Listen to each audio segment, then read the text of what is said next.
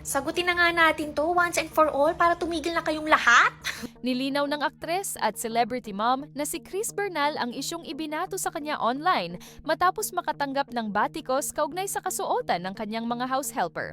Nag-ugat ang usapan sa isang TikTok video na ibinahagi ni Chris noong nakaraang Disyembre kung saan makikita siya kasama ang kanyang mister na si Perry Choi at ang kanilang anak na si Hailey habang naglalakad kasama ang kanilang house helper na tinatawag niyang Angels.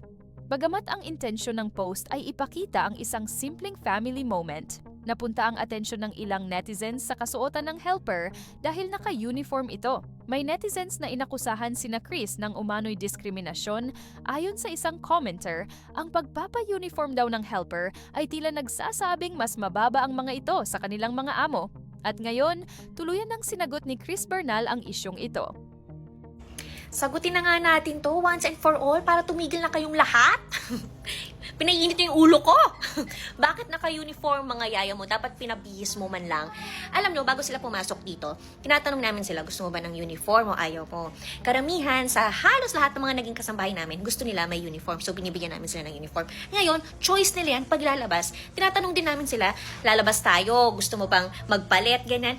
Alam nyo, hindi ko alam bakit ayaw nila magpalit. Pwede naman silang mag-dress, pwede silang mag-spaghetti strap, gusto nyo magtangga pa sila. Ayaw talaga nila magpalit. So, anong gusto nyo? Pilitin ko sila, yung magmakaawa ko. Sige na, ate, magpalit ka kasi mababash ako. Aawayin nila ako. Magpalit ka, parang awa mo na. Magpalit ka ng casual kasi ako. Alam nga naman, ganunin ko pa. Alam mo, pilitin ko yung tao. Ayaw nga nila magpalit. Diyos ko. At saka parang kung mambash naman kayo, parang ako lang yung kaisa-isa sa mundo na may mga angels o helpers na naka-uniform.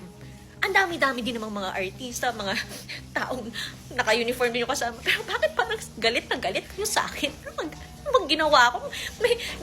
Nasaktan ko ba siya? Ay, naku. Ay, Ate Tina! Ikaw nga mag-explain sa kanila. O, eto si Ate Tina. Siya talaga yung kasama ko dito. At saka kung mapapansin nyo, yung kasama niya dun sa isa pang video na angel namin, naka-casual. Kasi nga, pwede naman talaga sila magpalit. Anong masasabi mo? Hello! Wow! Formal naman.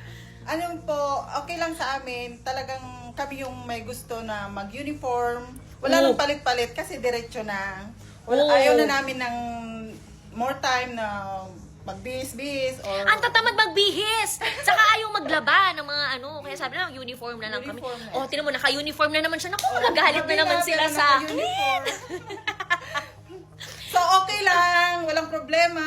Okay lang sa kanila yun. Choice talaga nila yun. Kaya, tahimik na lang tayo. Kayo ang madudumi talaga utak eh. So, thank you. Thank you!